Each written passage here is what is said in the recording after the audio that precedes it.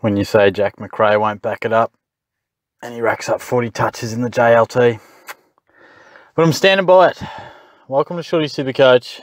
I'm standing by my call. If you saw the podcast the other day with Langers, I did say that I don't think Macrae can back up the big average and I won't be picking him.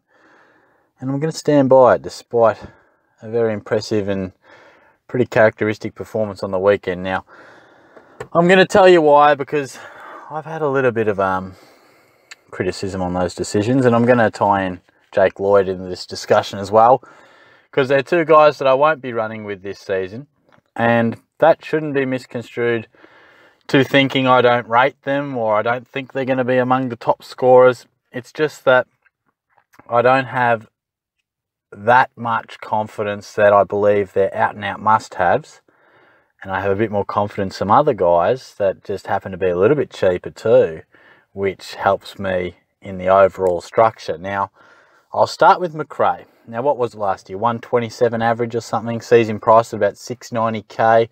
Absolute ball magnet, just touching the 40-odd possession mark regularly.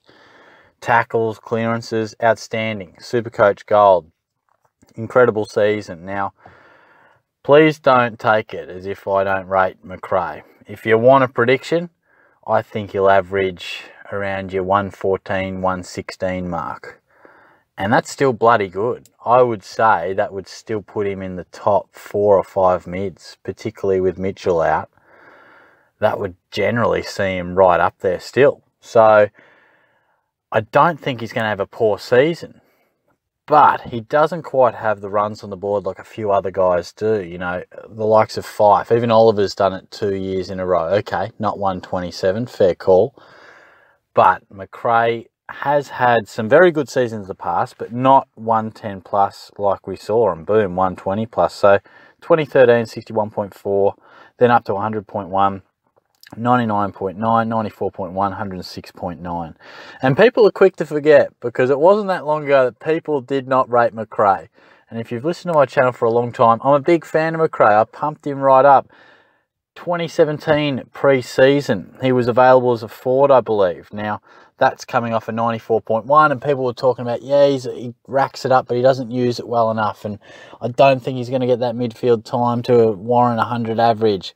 And I said, get on board, get on him, averages 106.1. Now, it's a bit like Cripps, you know. He has been in and out of my side, but currently still isn't. And if you've listened to my podcast as well that I did with Langers the other day, I currently have Oliver in. And they both had amazing games over the weekend. But I'm a massive Cripps fan. You know, it shouldn't be misconstrued that I don't, A, rate these guys, or B, you know, have some sort of hatred against them. It's just that I try to look at each season and each player without bias.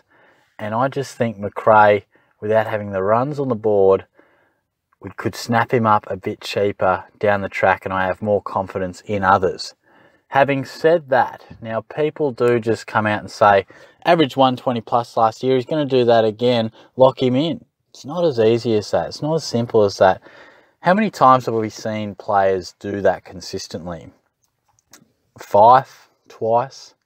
Pendlebury, outstanding. I think that was 4 seasons of 120 plus. Ablett, Dangerfield. Swan would be another. There's not many. There is not many. You know, that you've probably thought of a couple more. But there's not too many that do those numbers consistently. And maybe I'm wrong. Maybe Macrae is about to be one of the out-and-out superstar SuperCoach guys we've ever had. He's about to begin an unbelievable run. That could well happen. But then I'll probably pick him next year, because he'll have it back-to-back years and I'll have a fair bit of confidence, and it's worth spending the coin. I still have reservations at the moment, and I just want to label a couple of guys who did it once and didn't back it up, but were still outstanding players. Now, granted, 127 is an unbelievable average, and some of these blokes didn't reach that, but they reached the 120. Josh Kennedy, 120 in 2012. Now, I remember people saying, you know, Kennedy, absolute lock, you've got to have him. Averages 105 the next year. Crazy things can happen. Then he was up around the 114, 110, 113. Extremely good. Been very good to us. But he never reached that pinnacle again. Dame Beams, 122.9 in 2012. 102 the next year, granted was injured. 115, 113. Very good averages. Didn't reach that 120 plus ever again. Tom Rockcliffe, our old mate, 132. We all remember that. And since then, we've seen 109, 101.9, I should say. Fox FM, 111, 96.3. We just haven't seen him, and he's a bit of an exception in terms of position, but we haven't seen those numbers again. And even someone like Lee Montagna, I can't remember because the stats don't go back enough, and I need to find my prospectus at mum and dad's that's still sitting on the shelf so I can really suss what he was. But was it 09 or 10 that he averaged 121 or something like that? And then we saw averages of 114, 111, never quite to that. And Jobe Watson, 121 in 2012. And then we saw 111, 106, around that 110 mark.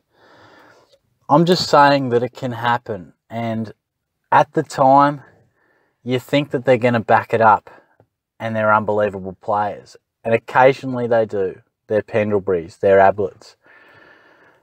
I don't know if Macrae is that just yet. Now, there will be a bit of a different look through the Bulldogs midfield. We'll see Libba included. Dunkley gets included. How does it all work? It might not worry him at all. It probably won't. But there's slight differences to think about. Now, I'm not looking too much into the 40 touches against Gold Coast. I wouldn't be just locking him in off the back of that. If you had him, then great. It gives you a bit of confidence. But I don't think it's anything that we need to be going, Jesus Christ, I've got to get this man in now. I don't think it's panic stations. Now, I'm not going to pick him. I think he's too expensive and he doesn't have the runs on the board, and I'm more confident with other guys. Now, I've got Oliver at the moment. I've got Fife. I've got Kelly. I think Kelly will average more than Macrae. There's a bit of a statement. I don't think it's outlandish, but it's just an opinion now. And it's also worth noting that, in a perfect world, I'd pick Macrae. Very, very good player, outstanding player. Racks it up like, not too many can rack it up like him. But you've got to make some cuts somewhere along the line. Now, people say to me, why don't you have Macrae? But at some stage, you've got to save some coin somewhere. You can't absolutely load up with everyone that you might like without sacrificing elsewhere. Now, I've found a structure that sees me have 4 premiums in the back line, 5 in the middle, 2 in the ruck, and 3 in the forward line. And I'm quite happy with that. I think it's reasonably balanced. I have confidence in those players. And that's just how it's fallen. Something would have to change for me to get Macrae. I'd have to open up sort of 60, 70k. And that's doable. You never know. You might chop a rookie. You might just alter someone else here. But at this point in time, I don't feel the need. And I'm comfortable with the guys I have. There's a few other positions that I'm sort of tinkering with. But at the moment, my premiums in the midfield is not something that's giving me too much of a headache. Although Cripps is giving me a bit of a headache, to be fair.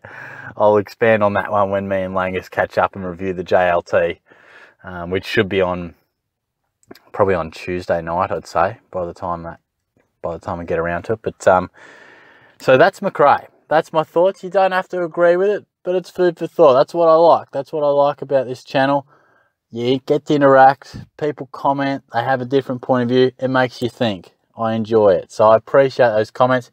You don't always have to agree with what I say, but it's good to have that debate. Now, Lloyd, I'm much more confident in my decision on Lloyd. Now, Macrae, I definitely feel, the way he finds the pill, a 120 average, possible. I don't have the guts to go with it again. The Lloyd one I'm pretty confident with. I'm fairly comfortable in not going with him. He's not a guy that I've thought about too much. I've got Lloyd instead of him. I'm super confident with Lloyd. I really like it. 608k for Lloyd. Now, I'll tell you why. Look, he averaged 112 last year. But before that, and like I said, Macrae, people are quick to forget. This time last pre-season, I was preaching Lloyd. I started with him. I was saying, I think this guy can break out. get on him. And he did. But at the time, a lot of people were saying he doesn't have the ceiling. He's just a guy who's going to average early 90s most of his career, maybe mid-90s. So it's tough to actually predict what can happen sometimes. And I've got plenty wrong. We all know that. But Lloyd, I got right last year. Probably one of the few. But I got him right. And he had 2016, 84.6, 87.3 in 2017. And even the first 7 rounds of 2018, 119, 71, 85, 89, 94, 90, 80. It was really going to the history books. It was going basically what we'd seen the last couple of years. And at that point, I remember thinking, Jesus, maybe he just doesn't have that ability to go bang beyond the 110 mark much at all.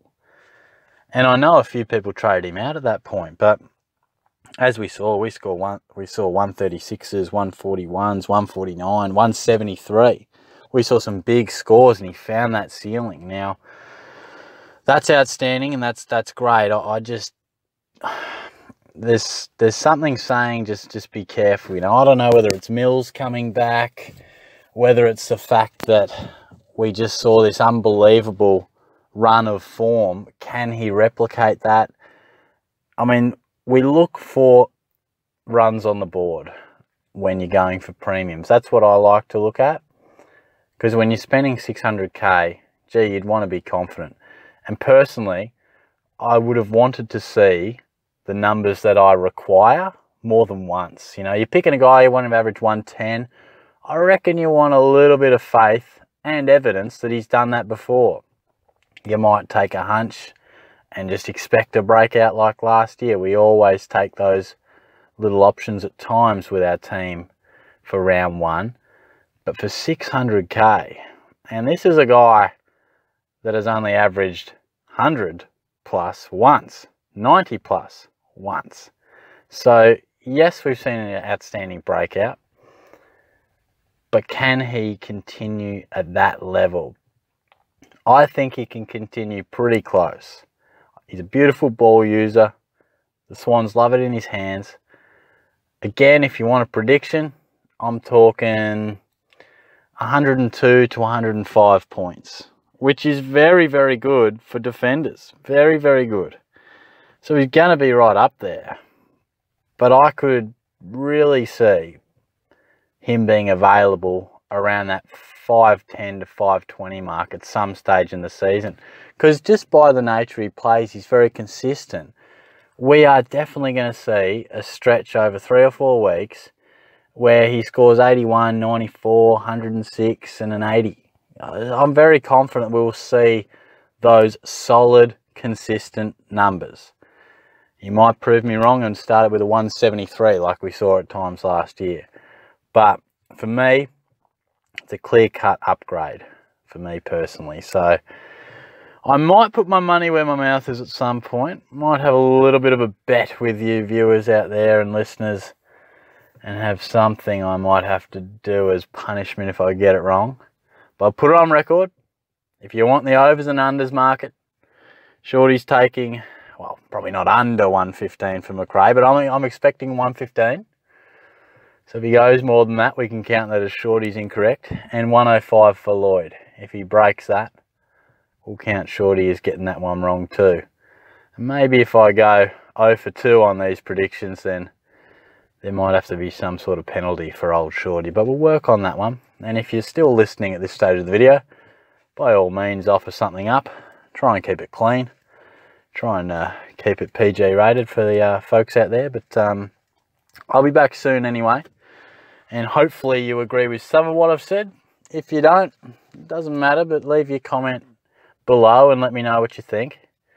And I will be discussing everything JLT Tuesday night with Langers. So we'll smash that out, and hopefully I will have it up probably later in the piece by the time we're finishing, and, you know, a timestamp and all that. But I should have it up later in the piece, and hopefully a profile or something in between as well. But again, thanks for tuning in. I'll be back soon. Subscribe away. Cheers.